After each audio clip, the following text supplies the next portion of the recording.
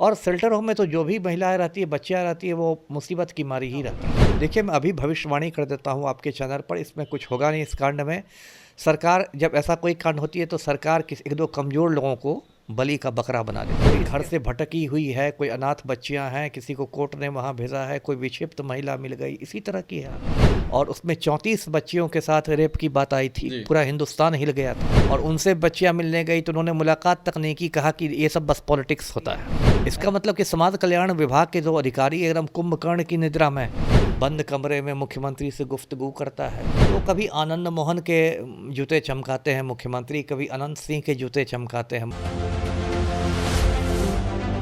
नमस्कार, मैं प्रेम, आप देख रहे हैं एमके न्यूज इंडिया। राजधानी में शेल्टर होम में 3 बच्चियों की मौत हो गई है और 1 दर्जन से अधिक लोग अभी भी गंभीर रूप से घायल हैं। इसी मुद्दे पर हमारे साथ बात करने के लिए पूर्वाधिकारी अमिताभ दास सर हैं। सर, फिर एक बार, पहले तो मिड डे मील का जो चलता था कि मिड डे मील खाना बढ़िया नहीं देता है, और इसमें जो है फिर एक बार जो है एक चला है कि आशा गृह जो है उसमें 3 बच्चियों की मौत हो गई। किस तरह से देखते हैं? अब जो भी हो रहा है बहुत दुर्भाग्यपूर्ण हो रहा है। सही कहा आपने, पहले स्कूलों से खबर आती थी कि मिड डे मील में छिपकली गिर गई और उसके बाद इतने बच्चे बीमार हो गए। अभी ये खबर तो पटना से आ रही, राजधानी में जो शेल्टर होम होता है, जिसको नारी निकेतन भी कहिए, आश्रय गृह भी कहिए, जहाँ असहाय महिलाएं, असहाय बच्चियाँ रहती हैं, उससे बहुत बुरी खबर आ रही है कि नवंबर के शुरू में ही उसमें जो खिचड़ी खिलाई गई थी, खाने के बाद उसमें 13 बच्चियां बीमार पड़ गई। उनको पीएमसीएच में भर्ती कराया गया। उसमें 3 की मौत हो चुकी है। एक की मौत 7 तारीख को हुई, एक को 10 को और एक की 13 को। और मासूम है, नेचुरली 12 साल की बच्चियां हैं, छोटी छोटी बच्चियां हैं। और शेल्टर होम में तो जो भी महिलाएं रहती है, बच्चियां रहती है, वो मुसीबत की मारी ही रहती है। कोई घर से भटकी हुई है, कोई अनाथ बच्चियां हैं, किसी को कोर्ट ने वहाँ भेजा है, कोई विक्षिप्त महिला मिल गई, इसी तरह की है। तो जो हुआ है बहुत, अब मैं डीएम का देख रहा था बयान, पटना जिलाधिकारी का, तो वो तो जो घिसा पिटा एक सरकारी बयान होता है। हाँ, मतलब एक होता है ना, एक रिकॉर्ड रहता है सरकार का घिसा हुआ, वही ऑन हो जाता है कि हाँ जांच की जा रही है, दोषियों को बख्शा नहीं जाएगा, हम लोग स्थिति पर नज़र बनाए हुए हैं, ये वो। तो इससे क्या होगा? देखिए, मैं अभी भविष्यवाणी कर देता हूँ आपके चैनल पर, इसमें कुछ होगा नहीं इस कांड में।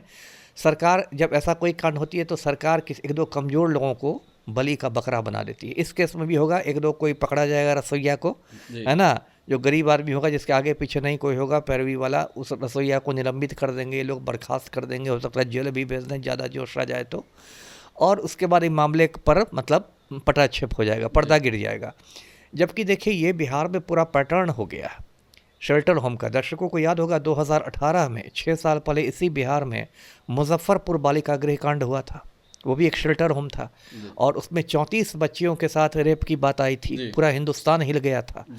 उसके बाद उस समय भी कितना हंगामा हुआ। उसमें पलटू राम ने पूरी कोशिश की थी, जो समाज कल्याण मंत्री तभी थी, श्रीमती मंजू वर्मा, उनको बचाने की, क्योंकि मंजू वर्मा कोयरी जाति से आती है और पलटू राम का लवकुश समीकरण है, यानी कुर्मी कोयरी समीकरण आज भी बना हुआ है, काला दिन की तरह याद किया जाता है। बिल्कुल।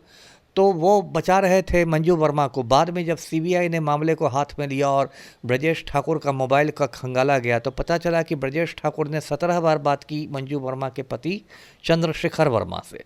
तब जाकर मंजू वर्मा का इस्तीफा पलटू राम ने दिया। तो उसमें भी यही बात थी। और उसमें मुजफ्फरपुर बालिका गृह कांड में भी थोड़ा बहुत इंसाफ इसलिए मिल सका क्योंकि सुप्रीम कोर्ट ने उसमें हस्तक्षेप कर दिया। सुप्रीम कोर्ट ने कहा कि बिहार में इंसाफ नहीं मिल सकता, तो वो केस को बिहार से ट्रांसफ़र करके दिल्ली के साकेत कोर्ट में भेज दिया और आदेश दे दिया कि रोज़ाना सुनवाई हो, डेली बेसिस पर हियरिंग हो। तो रोज़ाना सुनवाई हुई, वो भी बिहार के बाहर। तब जाके ब्रजेश ठाकुर को उम्र कैद की सजा मिली। नहीं तो बिहार सरकार ने तो उसका भी मतलब लिपापोती का पूरा इंतज़ाम था। उसके बाद देखिए, 2-3 साल पहले पटना में ही गायघाट शेल्टर होम का मामला आया था। उसमें 2-3 बच्चियां भाग के पहुंच गई थी एक एनजीओ के पास। उन लोगों ने कहा कि हम लोग के साथ गलत काम होते ही हैं, और यही डीएम साहब थे, जो अभी जो सज्जन है वही उस समय भी डीएम थे। और उनसे बच्चियां मिलने गई तो उन्होंने मुलाकात तक नहीं की, कहा कि ये सब बस पॉलिटिक्स होता है ना। संवेदनहीनता देख लीजिए डीएम साहब की। और उसके बाद पटना हाई कोर्ट ने उसमें सुओ मोटू कॉग्निजेंस लिया, स्वतः संज्ञान लिया। हाई कोर्ट की जब फटकार लगी है तब जाकर महिला थाना में 2 FIR हुए।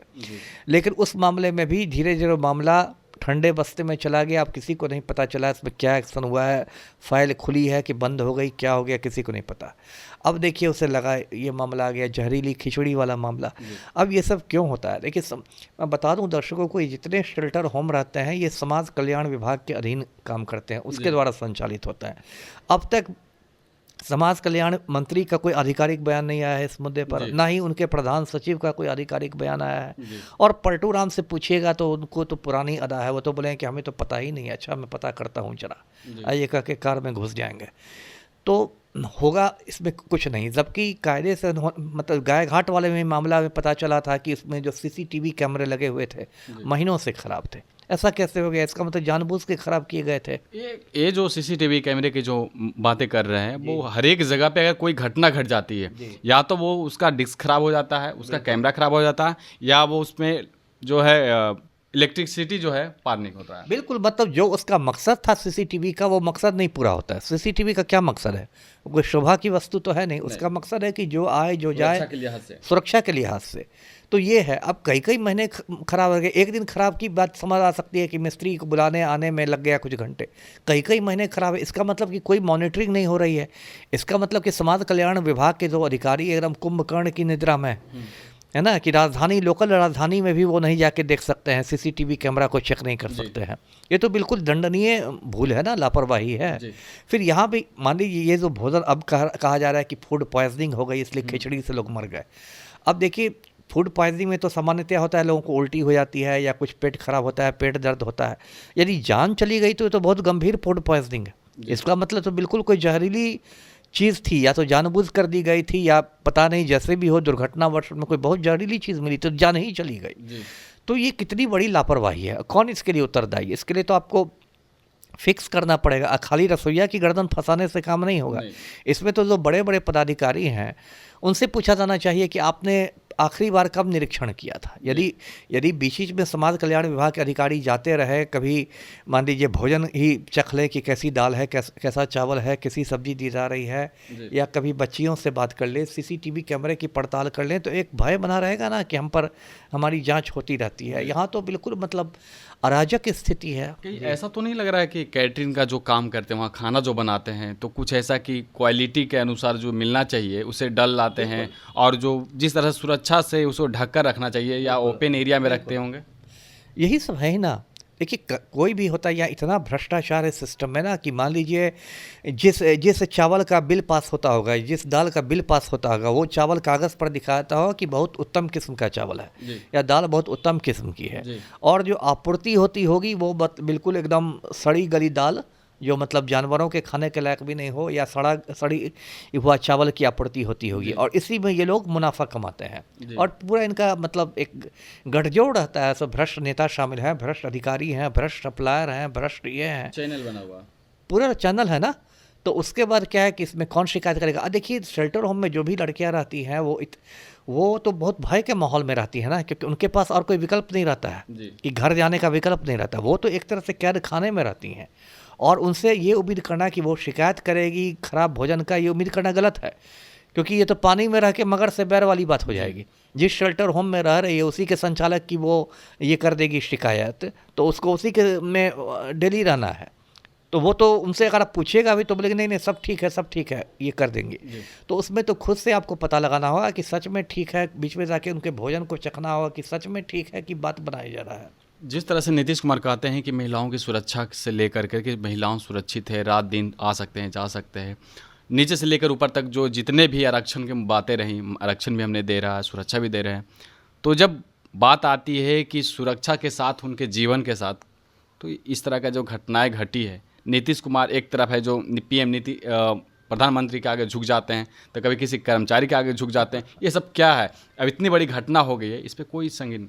अब देखिए वो तो नीतीश जो झुकने की बात है वो तो अब नीतीश कुमार की दिमागी हालत ख़राब होने लगी है। अब मैं क्या कहूँ, इस पर तो पूरा बिहार का उन्होंने मजाक बना दिया है। पूरे बिहार पर हिंदुस्तान हंस रहा है। प्रधानमंत्री का पैर छूने लगते हैं, कभी किसी अफसर का पैर पकड़ने दौड़ते हैं, किसी ठेकेदार का पैर पकड़ने लगते हैं। बताइए ये मुख्यमंत्री का काम है? उनकी हरकतें जो है असामान्य होने लगी हैं। ये तो एक अलग मुद्दा हो गया उनकी दिमागी हालत का।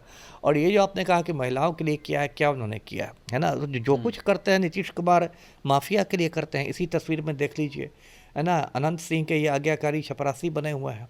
अनंत सिंह मूछ पर ताव देते हुए जाता है, सीएम हाउस जाता है, बंद कमरे में मुख्यमंत्री से गुफ्तगू करता है ना। इसको हाई कोर्ट ने रिहा कर दिया तो उसके खिलाफ सुप्रीम कोर्ट में अपील भी नहीं की गई।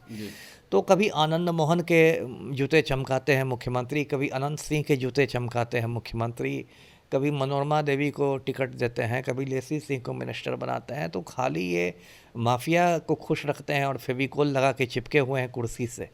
जो आम बच्चियां हैं, आम महिलाएं हैं, उनके लिए इन्होंने क्या किया है ना। और ये देखिए राजधानी पटना में हो रहा है, जहाँ की पूरा सचिवालय मंत्रालय, ये तो चिराग तले अंधेरा वाली बात हुई ना। तो सोचिए, तो बिहार के दूर दराज का इलाका है, मान लीजिए सुपौल है, सुपौल में कोसी नदी के पार कोई गाँव है, गांव में जाने का कोई साधन नहीं, एक चचरी पुल है। अब उस गांव में क्या दशा होगी आप खुद सोचिए, है ना।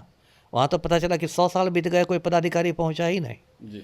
उस गांव की आप दशा देखिए। तो पटना में जहाँ सारा मीडिया है, सचिवालय है, मंत्रालय है, पूरा फोकस में रहने वाली जगह, वहाँ ये सब तमाशा हो रहा है। तो स्थिति तो बहुत चिंतनीय है। कहते हैं कि न किसी को फंसाते हैं न किसी को बचाते हैं। इस तरह का जो घटना हुआ आशा गृह में, तो क्या लगता है इसमें कोई बड़ा एक्शन होगा, कोई बड़े अधिकारी एक्शन में आएंगे, कुछ पकड़े जाएंगे, कोई कार्रवाई ऐसा होगा कि अगली बार जो इस तरह का कोई कांड ना हो? नहीं, मैंने तो भविष्यवाणी की ना, 1-2 लोगों को बलि का बकरा बनाया जाएगा, 1-2 कोई रसोइया को बलि का बकरा बनाया जाएगा।